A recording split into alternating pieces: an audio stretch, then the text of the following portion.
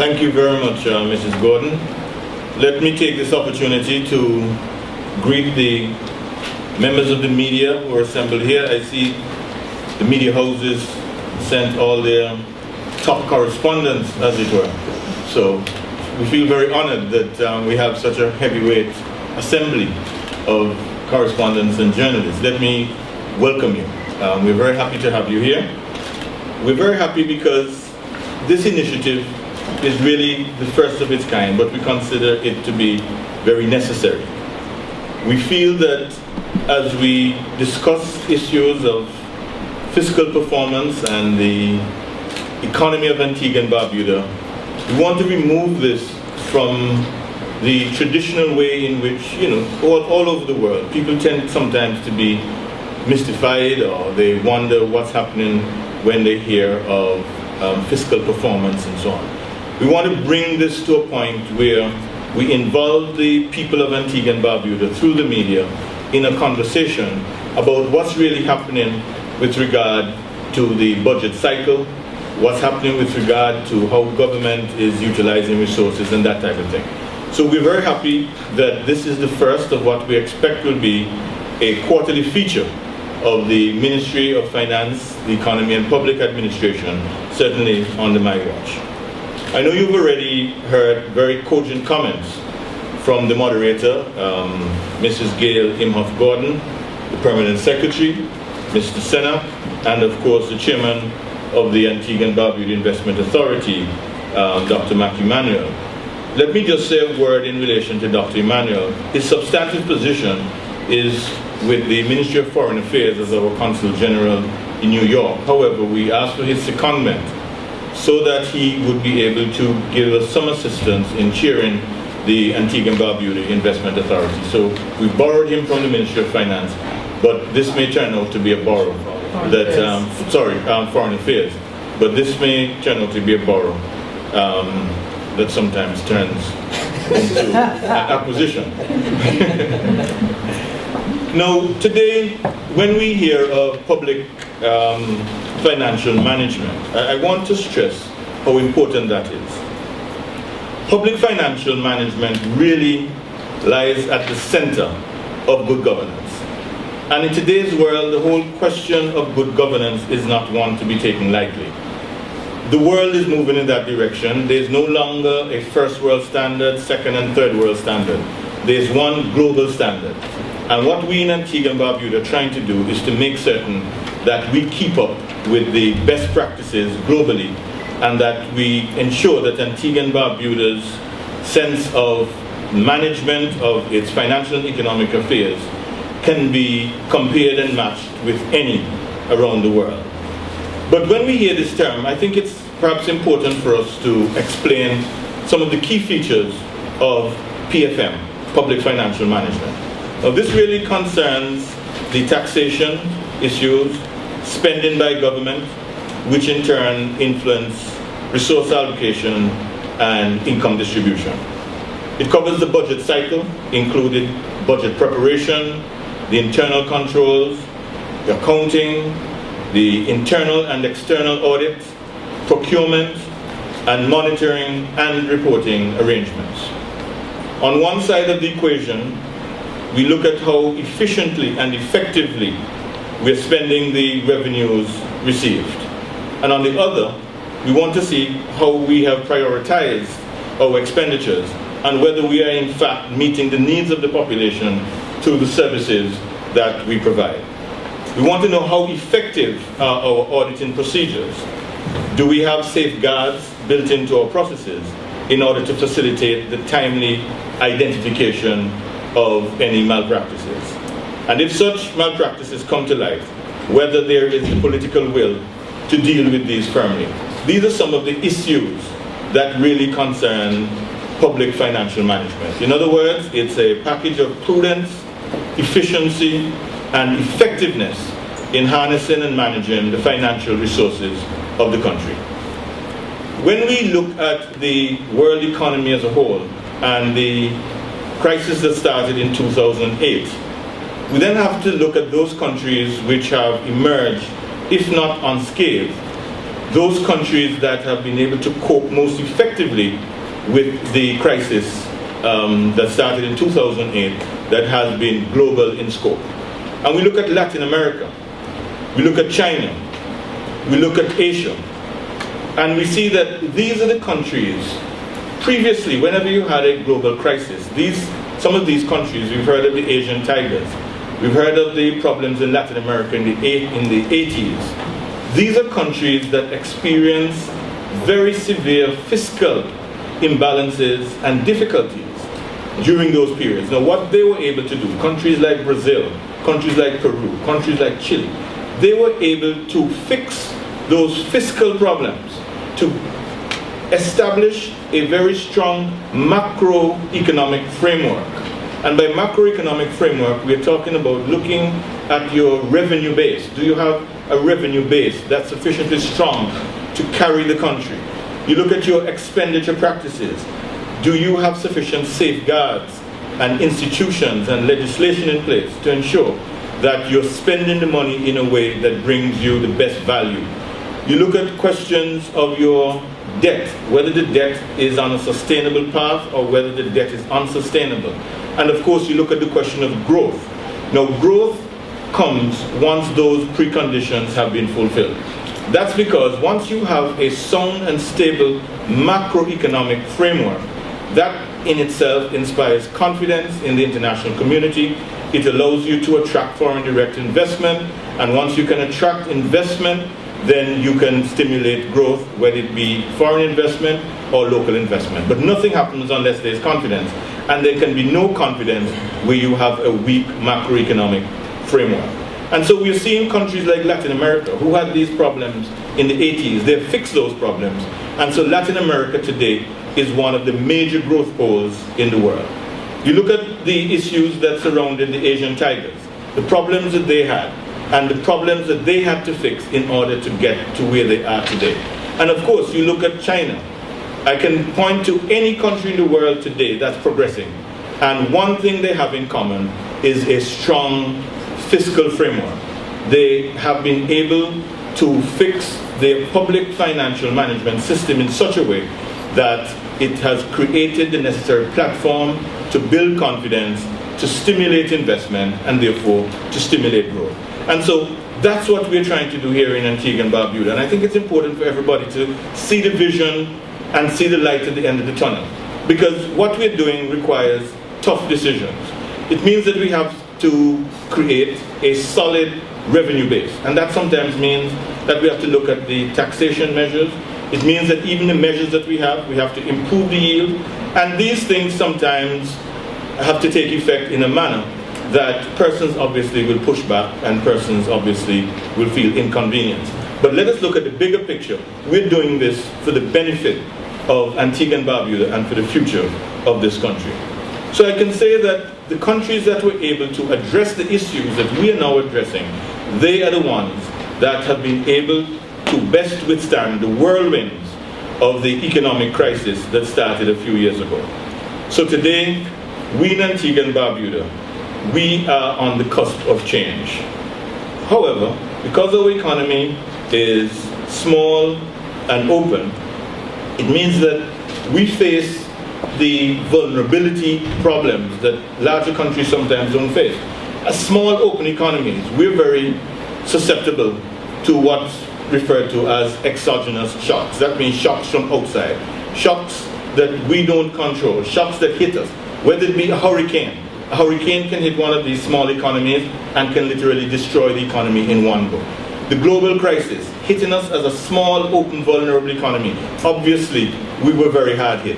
And because of the misalignments of the past, and that we didn't have the necessary strength in our macroeconomic framework, we were very badly hit. And so we weren't able to cope in the way that we would have liked. And because of the past practices with respect to debt, we owed a lot of people who we could not turn to help.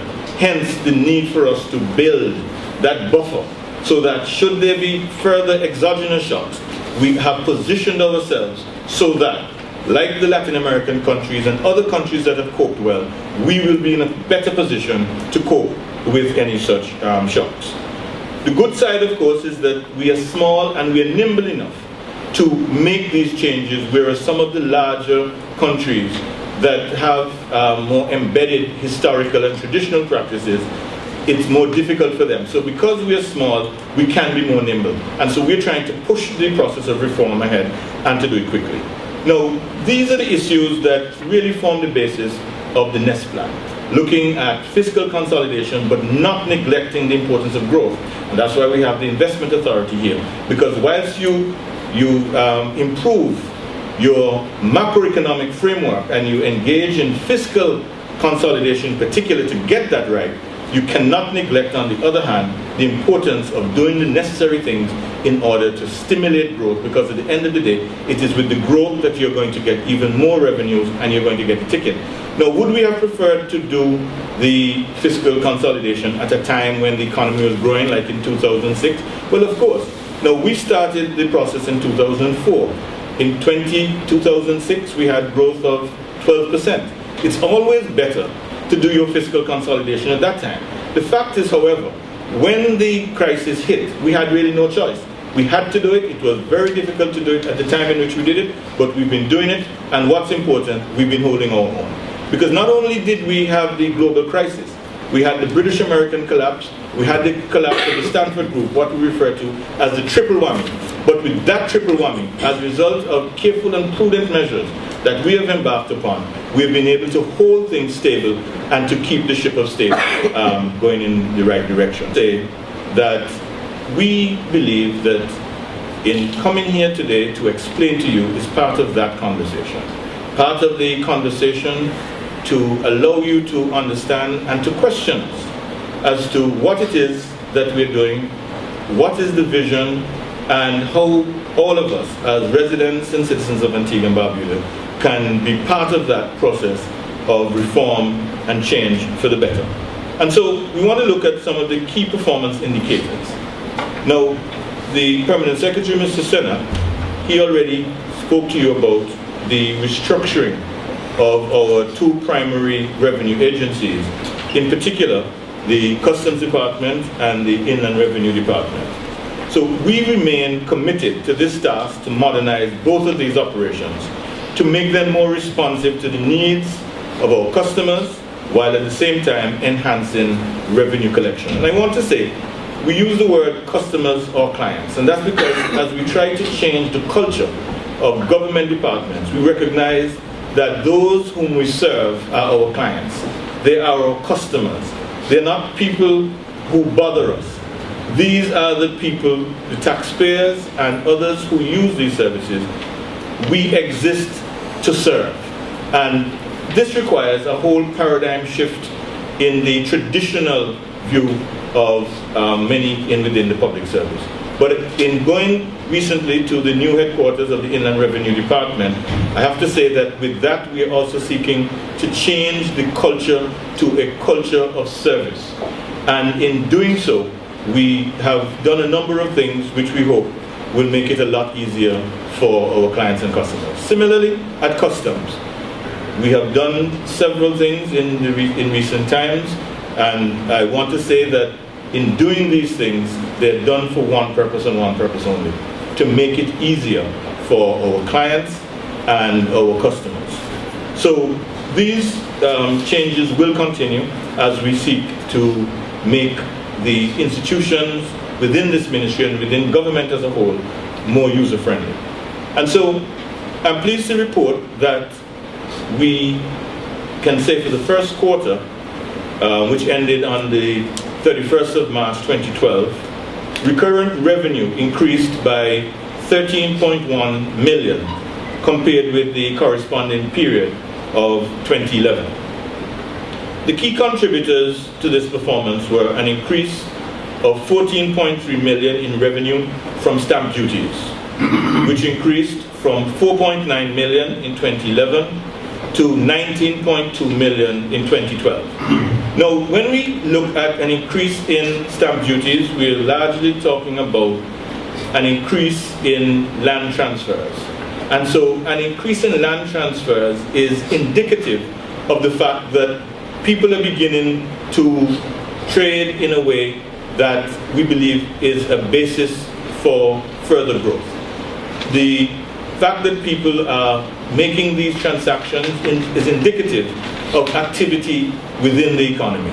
And when you have a stagnant economy, nothing moves. But once you start to see movements of this nature, it suggests that the activity can be taken as a sign. If we're in a different climatic zone, I would say these perhaps would represent the green shoots of spring. But it's perhaps too early to say definitively yet, but I can say that these are indicative signs, and they're certainly positive indicative signs. In addition, receipts from ABST increased by 2.1 million to reach the figure of 53.2 million for the quarter, compared with 51 million for the corresponding period in 2011. These were, however, partially offset by a decline in some areas, with the primary area being a decline of 3.3 million in corporate income tax. The changes in the other revenue items were not significant. On the expenditure side, I'm pleased to report similar progress in that we were able to contain total expenditures to 163.3 million for this first quarter, a decline of 4.3 million when compared with the 167.7 million expended for the corresponding period 1 year earlier. And so going back to what we've been talking about, the whole thrust has been to improve our revenue base, and we are seeing good signs there, but at the same time to cut our expenditure and to, in particular, to reduce wasteful expenditure so that we bring our fiscal reality more in line with what is required at this time. Now, when we look at salaries and wages continue to represent a significant share of total expenditure, 40% on average. But this expenditure remained constant at 65 million. So we're spending about $65 million on wages and salaries, which represents about 40% of total expenditure. Similarly, expenditure on goods and services remained constant at approximately $20 million. Now, capital expenditure plays a key role in stimulating economic activity. I have to report that there's been a decline of 14.9 million in this area of expenditure, from over 16 million to just under 2 million. Now let me explain why. In 2011, we had to take into account the Japanese fisheries project, which was funded by a capital grant from the government of Japan. And so, with the completion of that project, that singular expenditure item is no longer on our books. And therefore, that expenditure which took place in capital with the Japanese fisheries project, that is no longer a feature of our balance sheet. And so that is no longer taken into account. But what I have to say, however, is that despite our cash constraints, the government has injected $2 million into capital projects for the first quarter. And so we're no longer looking at the Japanese funded project. Now, when we look at what the government itself is spending, the government, central government, has spent $2 million on capital projects for the first quarter. Now, this is more than double what was spent for the first quarter of 2011. In the first quarter of 2011, we spent $949,000 from our resources, and that has increased this year to $2 million. And that is primarily work that we're trying to do with the roads and drains and repairing of government buildings and doing other necessary infrastructural work, which is so critical at this particular time. And so I have to say that those are some of the key performance indicators. Just briefly looking at the issue of the public debt, most of you would know that we have worked assiduously to bring this under control, and we have achieved enormous success over the years. Now, as of the end of March 31st, 2011, the total debt, including central government and government guaranteed debt, stood at 2.7 billion following the government's restructuring with domestic and external creditors. Now, I just want to say a brief word with respect to the importance of debt.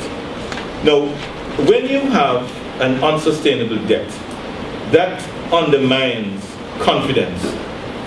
Confidence in terms of the international capital markets, when people look at the state of your economy, when they read the reports of the international institutions, one of the first things they want to look at is your public debt. We look at places like Greece, who have a public debt which is unsustainable, recognized to be unsustainable, as a result of which you have the European Central Bank, you have the IMF, and you have other individual countries within Europe who are all stepping in order to see what they can do to assist that particular process. You also look at places like Italy, Portugal, Spain, all of which today are facing enormous difficulties because of the nature of their debt. In the Caribbean, it's something that we also have to be very careful of.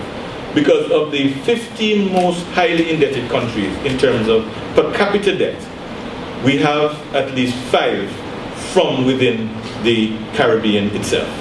And when you take that into account, it tells you that we have to be extremely careful how we manage our debt so that we place it on a sustainable path. I'm happy to say that over the past few years, we've been able to do an enormous amount of work in this regard, as a result of which we were able to reduce our debt to GDP ratio from 140% to where it is now just about 90%. That means we're bringing our debt on a sustainable path. It also means that we have to be very prudent, because debt in itself is not a bad thing, but debt must be sustainable. You must know how you're going to pay your creditors, and you must know how you're going to amortize the amount that you have borrowed over time. And you have to also borrow at interest rates which are in the best long-term interest of the country. These are the sorts of things that we have done in terms of managing debt, and I think this is something that helps to build confidence when you look at Antigua and Barbuda, where it is now and where we were in the past. The preliminary overall fiscal deficit of fiscal balance, it reflected a slight deficit of just under $1 million compared with a deficit of $16.6 million 1 year ago. And so, ladies and gentlemen, I can say that the figures that I just presented, those largely are figures that speak for themselves. However, I want to say a word about the technicians within the ministry, because very often we tend to speak of public servants in terms that are derogatory. But I think I'm very lucky to have within the ministry technicians who have demonstrated a quality of commitment and dedication to the task of nation building that would really make this country proud if they knew all the work that was being done. But I can say from where I sit, a tremendous amount of work is being done, has been done. Just recently, I was in Washington with a team, and we had meetings at all levels of the hierarchy of the World Bank and the International Monetary Fund. This is where ministers of finance with their technical teams meet every year, twice a year. And this is not a place where you make a distinction between who's from a small island, who's from a poor country, or anything of the sort. Everybody operates at the same level, one high global level. You either know what you're doing or you don't know what you're doing. And I can say I felt extremely proud to have been accompanied by Antiguans, young, bright Antiguans, who were able to hold their own with the top echelons of these international organizations at the highest level, and to demonstrate that small size doesn't mean small ability, and that we have within here in Antigua and Barbuda very, very skilled and highly qualified technicians. And those are the technicians who travel with me. But right here, even those who didn't travel with me, I have to say that we have been doing an enormous amount of work with the technical expertise which we have right here in Antigua and Barbuda. And so we don't need anyone to come and say to us, this is what needs to be done, or that is what needs to be done. We know what needs to be done. And even though some of the decisions may be tough, the decisions are taken in the interest of the future of Antigua and Barbuda. And so let me just say to the unsung heroes within the Ministry of Finance, the Economy and Public Administration, and to the other hard-working technicians within the government of Antigua and Barbuda, that I want the people of Antigua and Barbuda to know the great work that you're doing and to appreciate what it is that you are doing and you have been doing. Now, the easiest thing at this time for us to do is to criticize. It's natural. You read the newspapers, you listen to the commentators, not only in Antigua, anywhere, and you realize that everybody who is not in government has the answers. What I can say to you is that the world today is a very different place to the world of even 10 years ago. The world has changed dramatically, and it means that the options that we have available to us are in many cases very, very restricted. And this is not a time for us to simply trot out what may appear to be easy solutions. This is a time for us to do the right thing. As somebody said, there's really never a wrong time to do the right thing. And that's what we're trying to do at this time in Antigua and Barbuda. We believe that some of the investment options that we have for this country are very important because, as I pointed out, if we do not create the type of growth through investment, then the country is not going to move forward in the way that we want. And so when some people can rejoice that projects intended to benefit Antigua and Barbuda in terms of the injection of capital, for example, the Beaches project, which promises to inject some 100 million US dollars into this economy, creating jobs for our people, creating opportunities by way of increased government revenues, and generally creating the basis and the platform for growth.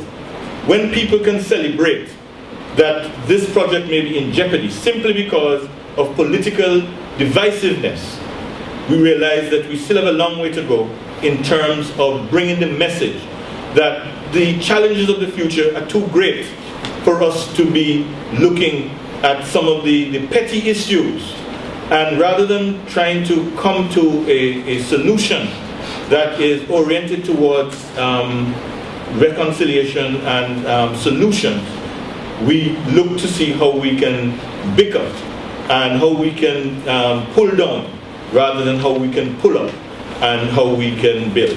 And so I'm saying that deliberately because this is not a time for games. This is a very serious time in the history of Antigua and Barbuda. And it's either we're going to go backwards or we're going to go forward. But the time for games is not now.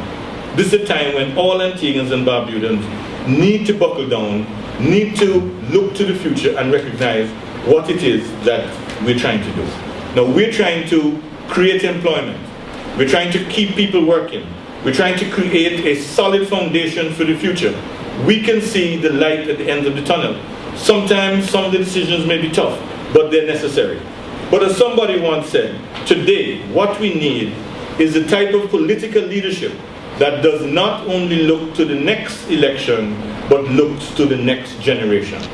We believe that our task today is to look to the next generation, whilst, of course, we believe very firmly that the people of Antigua and Barbuda will see what it is that we're trying to do as we look to the next generation, and in turn, they will speak at the next election. So, with those words, let me once again thank all of you for being here. Let me thank the technicians who've been working to help to build the future of this country, and accordingly, I am very pleased to invite any questions that you may have going forward. Madam Moderator.